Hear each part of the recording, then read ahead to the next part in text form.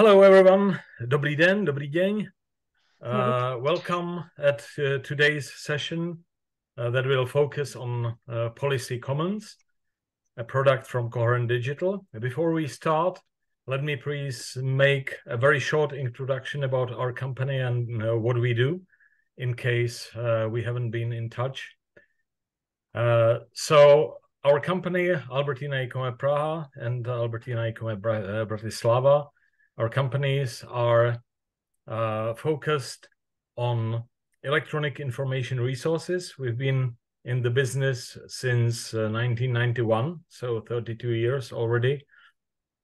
And we are active in the Czech Republic and in the Slovak Republic. We work with major global publishers, logos, some of whom are displayed on the screen. And our customers are most academic institutions in both Czechia and Slovakia, and also our centers for electronic resources, čekýlib in the Czech Republic, and the CVTI in Slovakia. Actually, our deal with čekýlib, providing access to OECD iLibrary, has been one of the major topics behind organizing this webinar today. Because of the forthcoming changes of iLibrary, which Adam Gardner will explain, I believe, later. Yes. So that's the reason why we want to introduce the Policy Commons service by Coherent Digital to our customers, and especially to OECD iLibrary customers. So at this moment, a free trial has been set up to Policy Commons, global think tanks, to OECD iLibrary subscribers in the Czech Republic, as you can see them on screen. And free trials for 1 month are also available to other institutions that may be interested in the service. If you are interested to get more information about what we do, then there are our websites available, and most importantly, contacts to our salespeople and customer support staff. And now I would like to stop sharing and hand over to Adam Gardner, the Director EMEA for Coherent Digital. Thank you. Oh, thank you, Vladimir. And I will now just share my screen. Just bear with me 1 second. And please just confirm that you can see what's on the screen. Okay. Very good. And I will make this full size. Okay. So before I get started, please, if there are any questions at any point, just either in the chat or just speak up. But Vladimir, can I ask, please, that if anything appears in the chat, would you tell me? Because now that I'm presenting, I can't see it anymore. Sure. So sure, no problem. Yeah, that'd be great. Thank you very much. So maintaining scholarly access to OECD content and more. Well, what does this mean? Well, the big news is that hopefully you saw this in the abstract that came with this presentation. You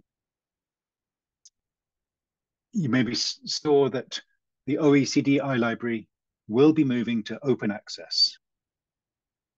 They've announced that as of the 1st of July 2024, all of the content in the iLibrary will be freely available. Currently, anyone can view this. It's already a freemium model, so anybody can view it without subscribing. But if you did want to print or download the content, you do need a subscription. And this is something that is very important to universities around the world, not least to the members of Czech-eLib.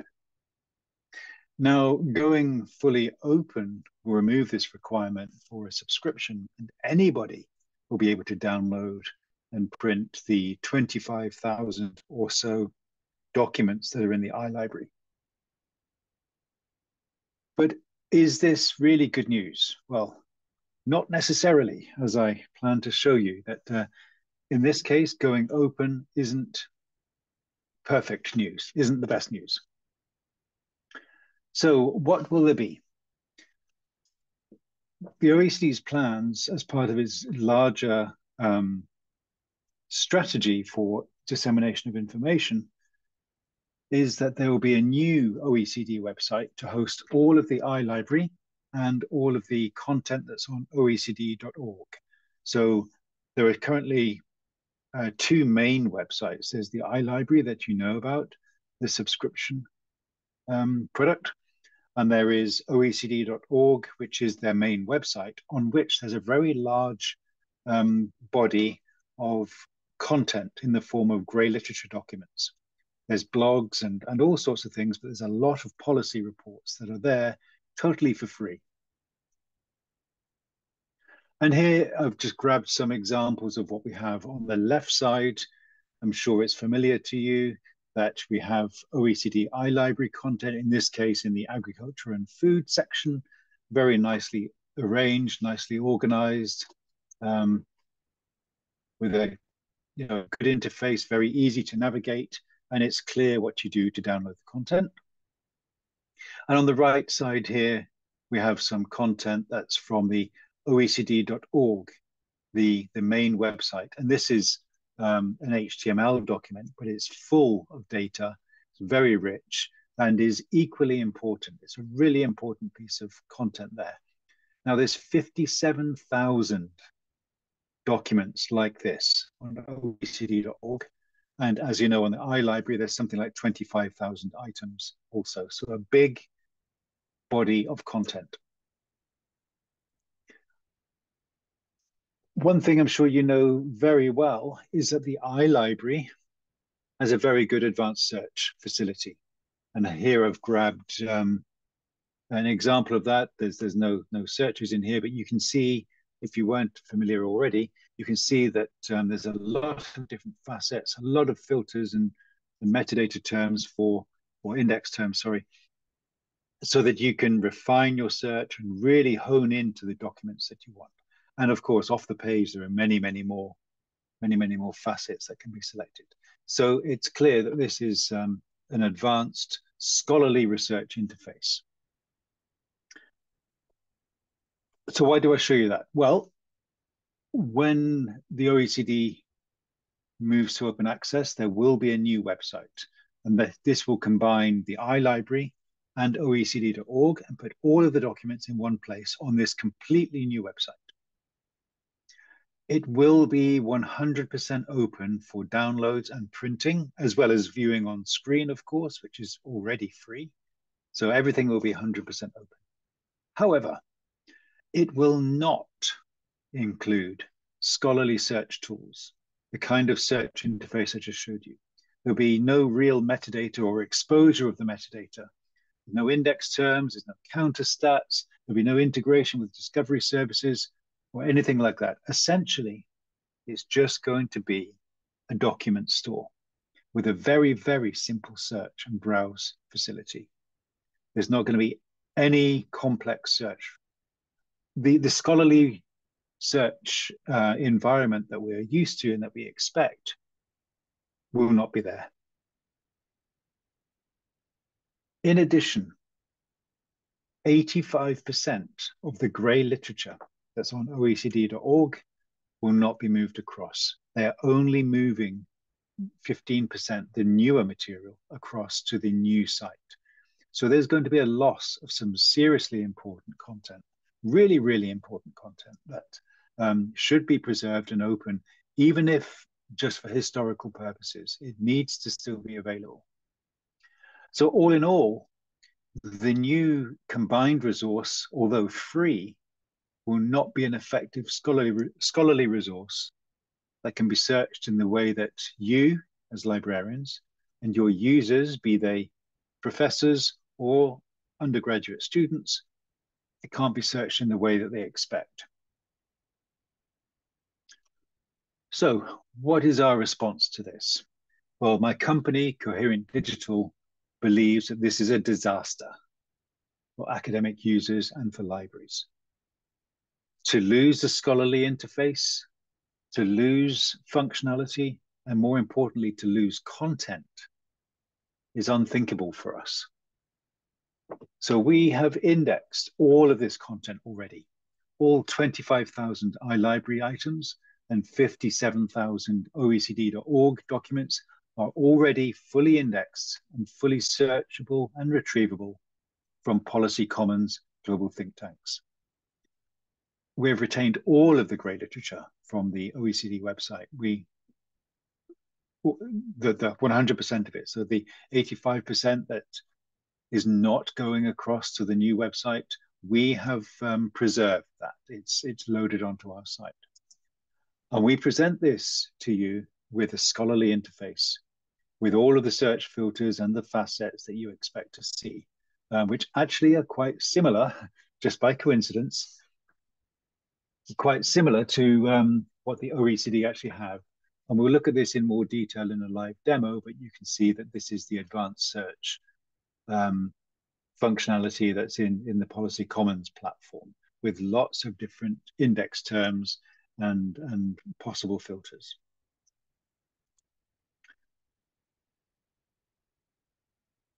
So I've said that the OECD content is already part of Policy Commons global think tanks, but what is that? Well, first of all, I should explain the name. Policy Commons is a platform for 4 different databases, one of which is called global think tanks. So Policy Commons is the platform. Global think tanks is the database, and the name tells you what it is. Global think tanks comprises over 4 million records covering policy documents and other grey literature. We assemble this using a directory of more than 25,000 non-governmental organizations, charities, and active organizations in third sector work, for example. IGOs, the OECD is an IGO, as is the United Nations, World Bank, CABI is an IGO, think tanks and other research groups. So it's a very large directory of these organizations. And the directory includes descriptions and links to the activities of these organizations. Amongst this large collection of records is records and content for all the other major macroeconomic sources. And here I'm talking about the World Bank, the IMF, the ADB, etc. So the big names that anyone who's using OECD data is probably interested in the World Bank data or IMF data as well. So it's all there already on the Policy Commons Global Think Tanks database. Because it's all there in the same place, all these sources can now be cross-searched for the very first time. It's never been available before that all of these sources can be searched and have documents retrieved in one place. And Policy Commons will now be the only place where anyone can find all of the OECD documents because we are preserving the missing 85%. So who or what is Coherent Digital? We've said this name a few times. I just thought it might be useful to tell you who we are, as we are the new guys. We're quite recently formed. We formed in 2019, and more than half of almost half of the team are from a company called Alexander Street Press. We already work together in cutting edge scholarly communications. Alexander Street Press was famous for streaming video, for example, and primary sources. So we like to do things differently, and we like to do things in an intelligent way. We're not very big. There's only 24 of us, and we use technology very, very intensively in order to do our work. And our mission is to tame wild content and make it useful. What do I mean by that?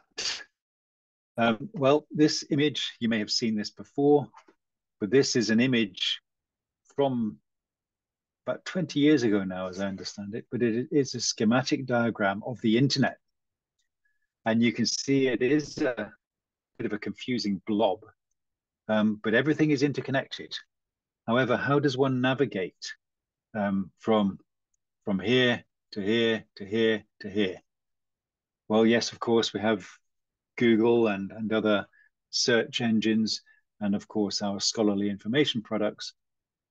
But unless you have something really focused on the task in hand, you're not going to achieve your aim, particularly when it comes to grey literature. Now, I've mentioned grey literature quite a lot, and as your librarians, I know that you are well aware of what grey literature is, but let's just review the key points about it. Grey literature is incredibly important. It's a very, very large component of the total literature that's out there in the world.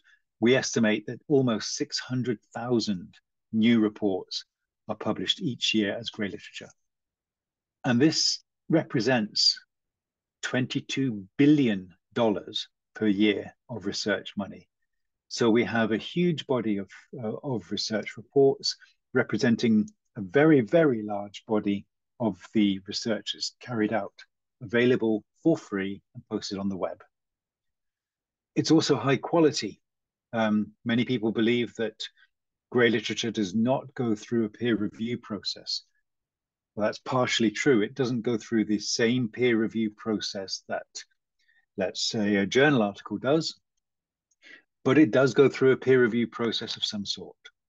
And if you think about it, organizations like the OECD or like Amnesty International or WaterAid, they have a reputation that they need to preserve because their reputation is what they depend upon to receive funding. It's one of the things they depend upon to receive funding. And if they publish material that is not credible or authoritative or is just wrong, then that reputation is going to be damaged and they could potentially lose funding. So they have their own internal peer review process. Grey literature is also across every subject. I can't think of any subject that doesn't include grey literature in one form or another. It's very, very high impact. This is the sort of stuff you will hear about on the radio or TV news or on your online news sources. This is the stuff that gets referred to on a daily basis. Not journal articles, not books, but grey literature, reports that are published by these organizations. And it's growing fast because as more and more organizations are open and it becomes more and more routine to publish this kind of material, more and more of it gets published. Let's give an example of why grey literature is important. Well, COP26, the COP series of climate, I don't know what COP actually stands for, but it's the global conference that happens every year, and it deals with climate and environmental issues. We're on COP28 now for next year. COP27 was this year in the UK, but last year was COP26. Now, at that time, Yale, or the Climate Connections think tank at Yale University, released a list of 12 reports that they said anyone attending or covering COP26 must read. 12 reports.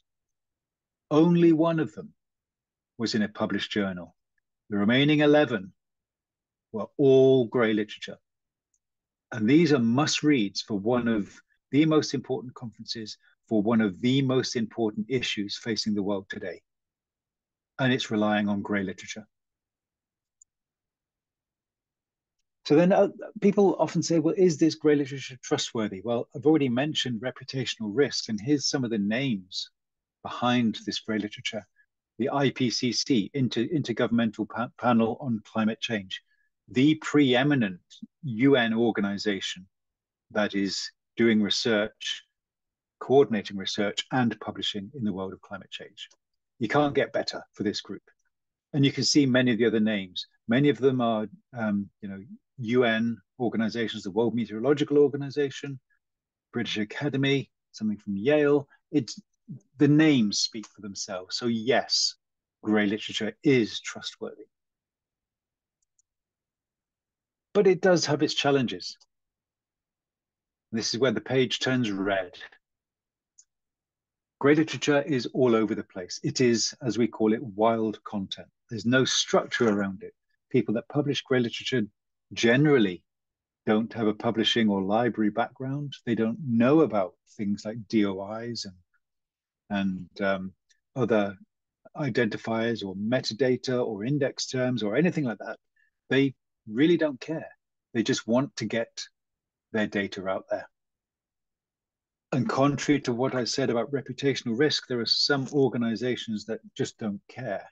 And so there are fake think tanks and reports and commercial pitches thrown in with the grey literature. There's also extreme bias or political commercial bias from big oil, big pharma, etc., etc. So there is some mixed quality in there, and you have to be careful. Links break very often, the URLs or the organizations disappear, so the literature is impermanent. And it also lacks a lot of tools, and this is related to there not being any metadata, for example. So it's very difficult to search and discover this kind of content. And this is where Policy Commons Global Think Tanks comes in. What we've done is we have tried to put some order around the chaos. We've tried to tame the wild content by creating indexing and abstract records for currently more than 4.2 million items. We're adding about 500,000 per year in a normal year. However, I should say that in the past month, across the whole of Policy Commons, all 4 databases, we added 3 million records in the past month. We're going through a massive expansion. But coming back to think tanks, we have coverage of 11,000 organizations on an ongoing basis. We're constantly searching them. And we will include any sites that customers identify, sites that customers tell us about that we should index. Within it, we also have what we call premium licensed content, and that, for example, is some highly selected ebooks from, let's say, publishers like the Council of Europe or the African Books Collective. And we also have a lot of rescued content from organizations that have become inactive, and we've been able to preserve their content. And I don't want to keep repeating myself, but we do have the kind of tools that you expect in a scholarly information resource, mainly because we've put the structure around the data. And so there is now persistent identifiers, there is now metadata, we've put some index terms in, so on and so forth.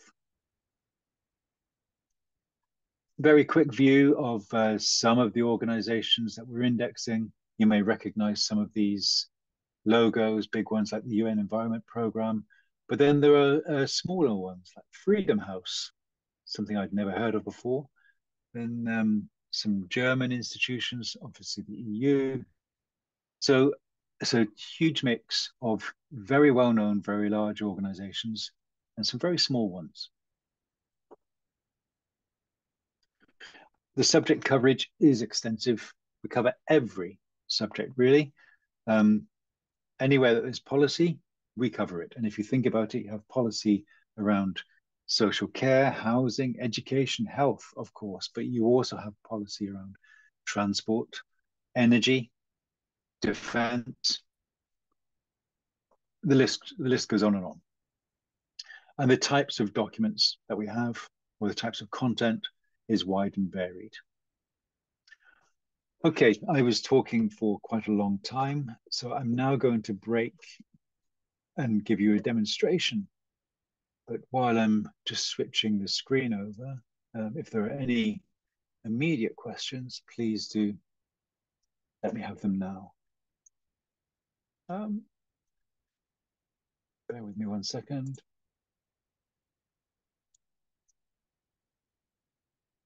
Okay. Now, Vladimir, can I ask what you can see now? Can you see the policy commons? No, I can't actually. Okay, so let me yeah. reshare. I'll share again. Yeah. This one. So you should see it now. Yes. Okay, thank you. Very Sorry good. for that. I don't know what you may have been seeing a few minutes ago, but apologies if it wasn't very interesting. Okay, so here we have the Policy Commons platform. And remember, I said that there are 4 databases on this platform. And really the subject of this presentation today is just one of those databases. You'll see that we have 7.5 million records because that's the total that's in the 4 databases. The bulk of it is in global think tanks, which is 4.2 million. I think you'll agree it's a very clean interface. It's clear and obvious what one should do here, just to search in a basic way. And one can scroll down and see some highlights, if you like. Some highlighted and so on and so forth. And also there's the opportunity to browse instead of searching. You can browse through different routes into the database. Users all have an opportunity to create their own workspace. It's not mandatory, but by having this workspace, users can have some additional functionality like setting up alerts, where they can follow an organization or a search or something like that. As one example, there are many other functions that they can undertake, including the option to upload their own content. But as librarians, I always like to, when I'm presenting to librarians, I always like to show the advanced search, because this really shows what's behind the scenes, how the database works. If you bear with me while this loads. I'm on a slightly slow connection today, but we're there. This is what I showed you previously. I showed you the top half of this, so you can see there's the normal kind of Boolean nested search you can build up and not operators. We also have proximity searching, so near, but unfortunately that can't be combined with Boolean searching at this point. But it is available. And the search itself, you can limit the search to certain fields or all fields. And if you're limiting to all fields, you should be aware that this is a full text search. So every word in the document is being searched. You can select your date range. You can select your organization here. So if I type world, you see where world appears at the start or at the end or in the middle of the name. The organization type is showing the type of document. You see a great variety here. I showed some of these in the presentation. But here's where it begins to get interesting, when we show the countries, and there's a lot of them. So this is showing countries where the documents originate, not the country of study, the country of publication. And this is quite interesting because it truly shows that this is an international database. We can see in Slovakia, we have 3,500 documents. We go up to Czechia. Where are we? There we are. We have 14,000 documents from Czechia. And you can see many from other parts of Europe and, of course, the rest of the world. And being truly international, we have a lot of languages represented also. something that many suppliers of information products say is that we have a multilingual database, when what they mean is 95% of it is actually in English and there's a small number of other languages. However, if we look at English here, you can see from a 7.5 million record database, 3.5 million of them are English. So less than half is in English. The remainder is in other languages. Now, the next thing I would usually hear is that, well, I don't speak any other language than English, or I don't speak Sindhi or Somali or Swahili. Of course, no one can be expected to speak all of these languages. What we're doing here is we are enabling discovery. You would never be able to find this content if we hadn't enabled the discovery for you by searching all of these documents. And once you've got the document, you can then put it through your translation service of your choice. And then at the bottom, here is where one of the several places that one can select the database on the platform that we're interested in. And I'm going to, in this case, just select global think tanks. I'm also just going to go up and I'm going to select OECD so I can show you some of the content that we have. So OECD has been selected. I'm going to press search. And now you can see from the filters that are applied, we've searched for this organization in the global think tank module or database, and I'm looking for the publications. And here we are, OECD content. There is a lot of it. And you can see it goes on and on and on. If I click this one, for example, you can see that this, in fact, is one of the grey literature items. We can go to OECD.org, and there you are. It's linked straight away to the PDF. Notice we're on the OECD website currently. And there's a good reason for that. With all of our organizations, not just OECD, we don't host the documents, or by default, we don't host the documents. We link to where the document is held. The reasons for this is, well, they're not our documents. It's not really correct, even though they're freely available. It's not morally correct that we should host them. And also, many of the organizations we're working with depend upon the publicity and traffic landing on their websites. So we send all of our traffic to their site. And once they're there, you can see, as in this case, you have a full PDF where you can print and download and do all the normal PDF things, see thumbnails, etc., etc. Back on our site, we have some options here where we can share this record by social media, by email, or even just by sharing the link. Now, this link is a permanent link. Every link is unique and permanent. We also have a persistent identifier. We call it the CID, the coherent identifier. It's very similar to an ORCID ID. Sorry, not ORCID, DOI. Very similar to a DOI, but it's not a DOI. We're not allowed to issue DOIs because we are not the publisher of this content. Only the publisher can do this.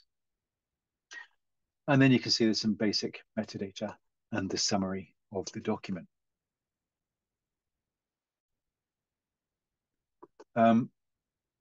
If I go back. So that's one example of OECD.org content. Let me have a look at this one here and see this. Aha, very good. Now this one is on the OECD iLibrary. You can see there's quite a bit more metadata, including a DOI in this case.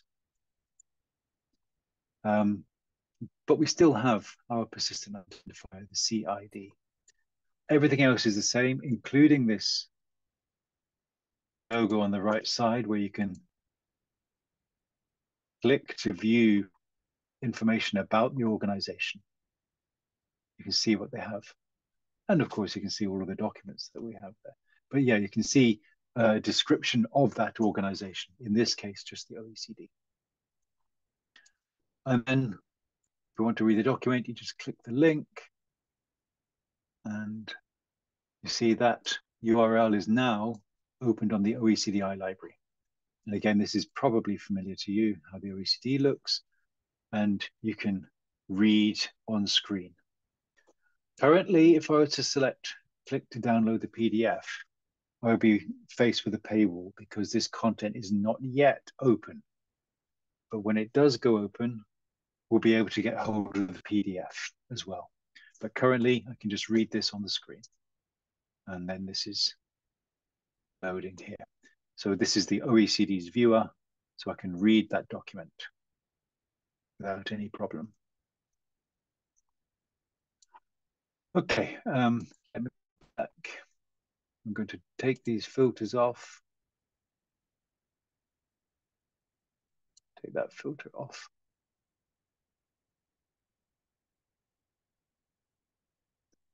Yeah, that's gone. And I want to do a search, just a general search to show you what else is happening.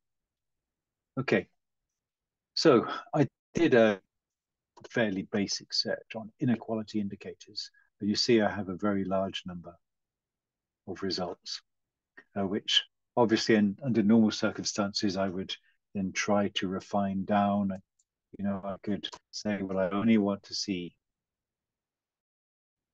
the World Bank, the OECD, European Union, Asian Development Bank, and the WHO. So I don't want all of those. I'm going to apply that filter. Then here I have my results set. So now you can see how we can cross-search these very large and important organizations and just filter down in on what we have here. And you can see the keywords have been highlighted in the text. Actually, I should have put that in quote marks, this search, because I'm seeing where either word appears. Of course, it was a very basic search. Let me do that again. Maybe we can refine down even more. So now put that, there we go. Oh, one result, maybe too much. Maybe I've refined this too much. I'll take that off again. I need a bigger result set.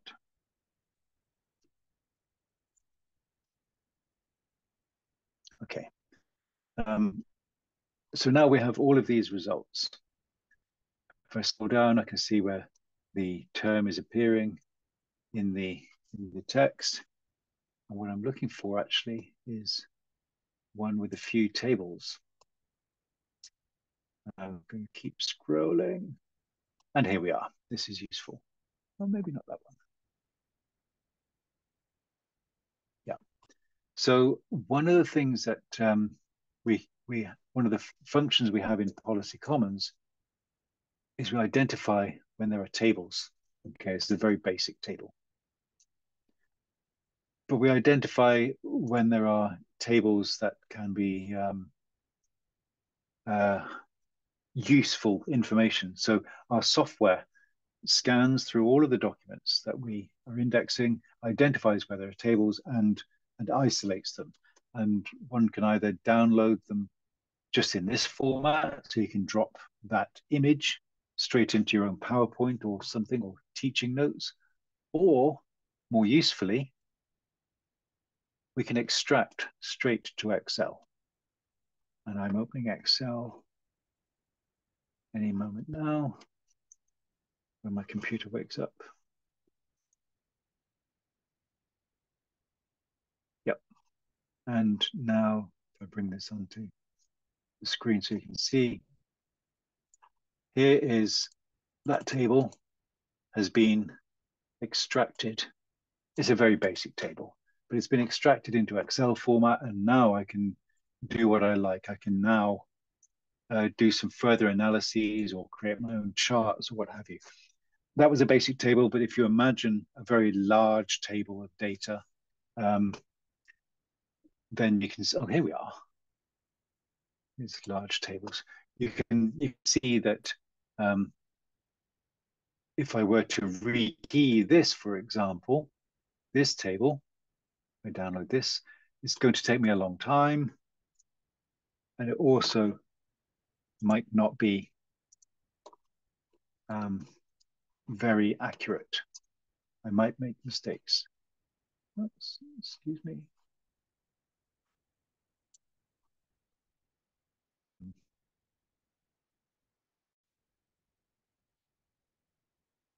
just trying to open that table. There we are. I'll bring this over. So here is that bigger table that I just downloaded, and you can see it's far more complex. Very easy to make mistakes in this case. And it would be much longer.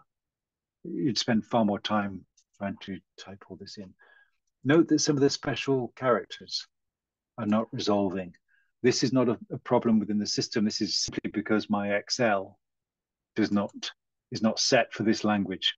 So French characters and other language characters, I don't have that library loaded on my version of Excel. If I did, the characters would resolve correctly. In any case, it's clear to see, you know what that is. Okay, I'm keeping one eye on the clock, but if anyone has anything that they want me to show, please do shout. I want to draw your attention to this functionality up here. There are options for sorting by either date or by relevance. And in this case, this is quite recent, 13th of July. And again, a lot of tables surface on this one. Very typically, when I show the results from a much larger search, I will see results that were published in the same week, you know, like this week or last week. So that emphasizes how timely this database is. It truly is presenting information that is very, very fresh. Unlike journal databases, where the research and the articles that are in journal databases can be quite old by the time they actually reach the database. You know, it can take a year or more for a journal article to be published. It's also possible to export either in CSV format or in .ris to load into bibliographic management software. It's possible, you'll see this function everywhere also, possible to follow. So I could follow this search, and every time new documents are added that match this search, I will be sent an email to say there's some new documents for you. I've been talking for 45 minutes or so right now, so I think I will hold it there. Oh, one final thing, sorry.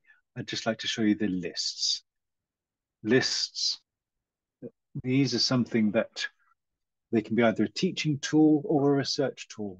These are user-generated selections. It's something that one can do when you've created your own personal account. Only then can you create lists. And what these are is like mini libraries that individuals could create. And in this case, I'm going to open this one. They can be created by professors who are teaching, and this is a teaching code, a code for a course at a university somewhere. My colleague Heather has created this on behalf of a customer, and this is the reading that the professor has recommended the class reads. So you can see how this is a really useful teaching aid. Read this before or read this after lessons. Alternatively, other lists can be just general lists about specific topics, in this case, housing evictions. And, you know, this could be a personal thing, or a research group or cluster could have individual lists relating to their own research projects that all colleagues working on that project can see the list. You can set the permissions to be private, or to share them with your group, or to share them with the public. So lists are actually very, very powerful and can be used in both teaching and research. now that is the last thing I'm going to say. I will stop there. So over to you. Are there any questions or anything that I can help you with? Vladimir. Thank you, Adam. So are there any questions, nějaké dotazy? Někdo k tomu, co jste viděli, chtěli byste vyzkoušet ještě něco dalšího? Would you like to try any more searches or whatever? You can ask the question directly or write into chat. It's maybe easier directly.